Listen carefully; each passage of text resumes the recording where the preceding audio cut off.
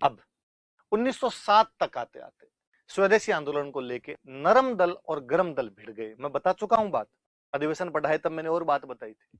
नरम दल और गरम दल वालों के अंदर मतभेद उभर कर सामने आने लगे। मतभेद किस बात को लेके? दो बात को लेके, मॉडरेट और एक्सट्रीमिस्ट। मॉडरेट का यह मानना था, अब जब नाम ही मॉडरेट है तो उनकी पॉलिसीज भी मॉडरेट हुआ करती थी। उनका मानना था कि जब विभाजन बंगाल का है तो आंदोलन बंगाल में होना चाहिए यार, जाके पैर ना फटे बीवाई, वो क्या जाने पीर पर आई। पंजाब और महाराष्ट्र वालों को दर्द थोड़ी ना पता है। और गर्मपंथियों का यह कहना था, जब समानुभूति नाम की भी तो कोई चीज होती है, दूसरे के दर्द को वैसे भी स्वीकार किया जा सकता है।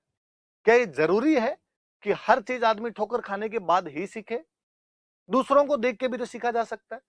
और आज यदि हम बंगालियों के साथ नहीं खड़े होंगे तो अंग्रेजों को क्या लगेगा?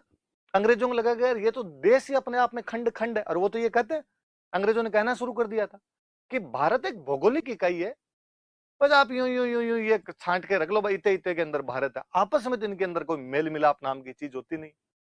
उसको चैलेंज करने का समय है, बंगालियों के साथ खड़े होने का समय है। इसलिए हम सबको बंगालियों के साथ खड़ा होना चाहिए। तो नरम दल ये मान रहा था कि आंदोलन केवल बंगाल तक सीमित रखा जाए,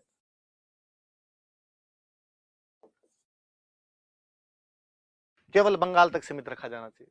गरम दल का कहना था कि ना भाई, एंटायर इंडिया, संपूर्ण भारत। नरम दल ये कह रहा था कि हाँ बॉयकॉट करना है यार, बॉयकॉट, वस्तुओं का बॉयकॉट कर दो, सामान नहीं खरीदेंगे इनका, तो विदेशी वस्तुओं का बॉयकॉट किया जाना चाहिए, फॉरेन गुड्स का बॉयकॉट कर दो आप, विदेशी वस्तुओं का बहिष्कार किया जाए। इन्होंने कहा ना ना, एक खाली चा चीनी ना खरीदने से कोई अंग्रेज थोड़ी मानने वाले हैं। तो पूरा अपना, एजुकेशन भी अपनी, पेंटिंग्स भी अपनी, सब कुछ, एवरी साइड ऑफ गवर्नमेंट जब बॉयकॉट की जाएगी तब जाके बुद्धि आएगी। हम तो इनके चुनाव में भाग भी नहीं लेंगे, हम तो इनके धीरे धीरे कानून मानने भी बंद करेंगे, तब जाके स्वराज मिलेगा। और तिलक ने कहना शुरू किया कि स्वराज हमारा जन्मसिद्ध अधिकार है और हम इसे लेकर रहेंगे। इन्होंने कहा कि नहीं, संपूर्ण बहिष्कार किया जाए, टोटल बॉयकॉट।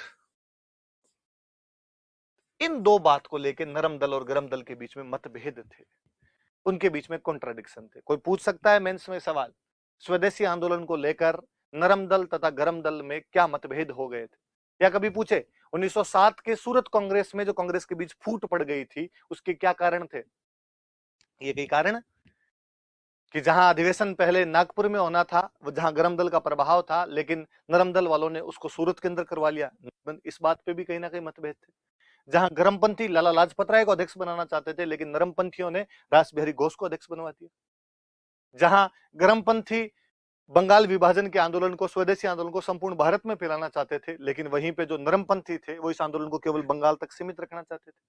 जहां गरमपंथी प्रत्येक वस्तु का बहिष्कार करना चाहते थे, सरकार के प्रत्येक पक्ष का बहिष्कार करना चाहते थे, वहीं वे केवल इसे विदेशी वस्तुओं तक सीमित रखना चाहते थे। जहां गरमपंथी 1906 के कलकत्ता अधिवेशन के 4 प्रस्तावों को क्रियान्वित करवाना चाहते थे, उनकी सही व्याख्या करवाना चाहते थे, वहीं नरमपंथी ऐसा नहीं चाहते थे।